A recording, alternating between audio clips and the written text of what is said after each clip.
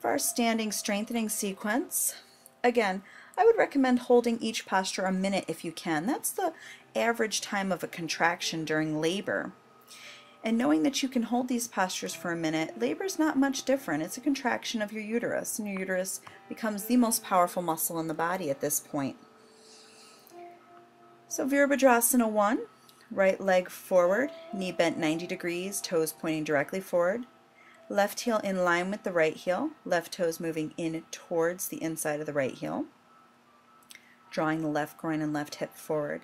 I like to do a little bit of movement here, circle sweeping the arms overhead, exhaling hands to heart center.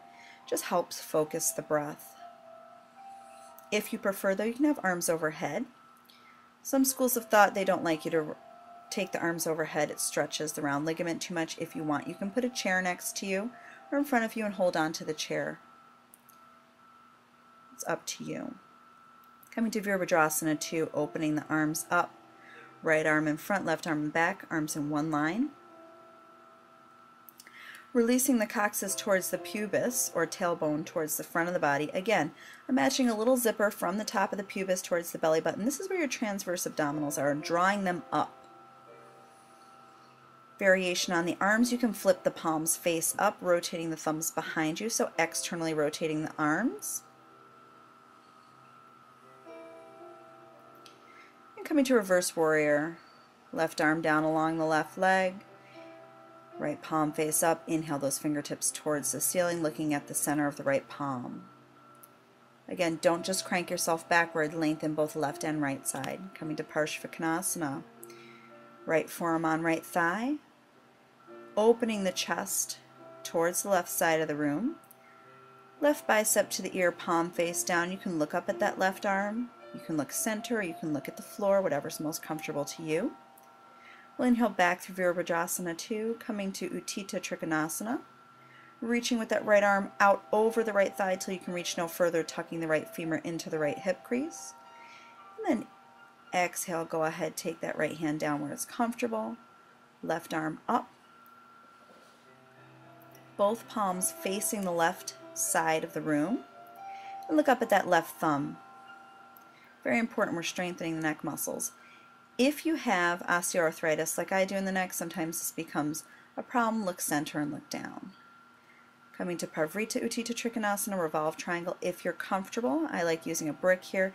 Gives the belly more space to twist. Left hand comes down, right arm comes up. We'll come to Prasarita Padottanasana again. This is going to change your blood pressure, so if you have to avoid inversions, this is not for you. If you need a little modification, you can rest the forehead on a block, blankets, or pillow. Remember, toes pointing forward, feet straight on. And the alignment is still the same, imagining that the hips are directly over the heels. You're not taking the glutes back. You can come to a more lifted version as well. It's up to you.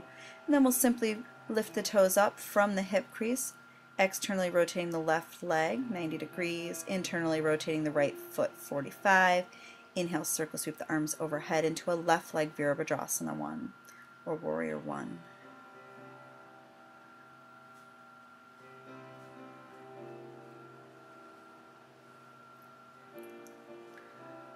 And if you were avoiding our forward fold there in the middle, you would just step your back leg forward to meet the front and then switch the legs out. So again, making this practice your own, leaving out any parts that don't work for you. As always in Warrior 1, keeping your weight evenly distributed between the back and front leg, so that your base is the midline, so we're not leaning forward or backward. Then coming into Virabhadrasana 2. Again, watch for any over-accentuation of the lower lumbar curve. Gets a little harder the more pregnant you get. The belly gets a little weightier. Coming to Reverse Warrior. And also watch your front knee. Making sure first and foremost that the toes are pointing directly forward, then look at the knee. The knee should not be moving inside the big toe. for any of these postures.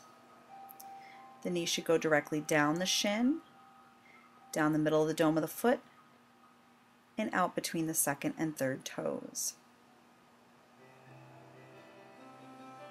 Coming to triangle pose. Again, using a block for support. You want to keep that underside, or here the left side, as lengthened as the right side. So from the left hip crease to the left underarm crease, creating a nice long lifted line. That's where one of your right angles is. Exhaling the right hand down, we'll inhale the left arm up. Coming into Parvarita Utthita Trikonasana, revolve triangle. Again, this might not be for you, that's fine. You can hold triangle pose a little bit longer if you'd like, or move on to the next posture. We'll come back through Prasarita Padottanasana. And remember, if you ever feel dizzy or lightheaded, you want to come directly down, heel toe the feet together, come to seated, come to child's pose, come to lying on your side. We are going to come right now into our squat Malasana modified here. You should be doing at least 5 to 10 minutes of squatting every day while you're pregnant. It helps ready the pelvis. So coming also to Hamasana, Swan, or Bakasana, crane pose. This is not necessarily recommended for all pregnant practitioners. You can stay in squat, but if you've been practicing as long as I have and you still feel able to do arm balances, this is one of the most accessible. You would draw the shoulders down about knee height, squeezing the thighs into the triceps, pushing the triceps into the thighs, and slowly opening the hands, placing them on the mat, and lifting one foot up at a time. Again, working within your range.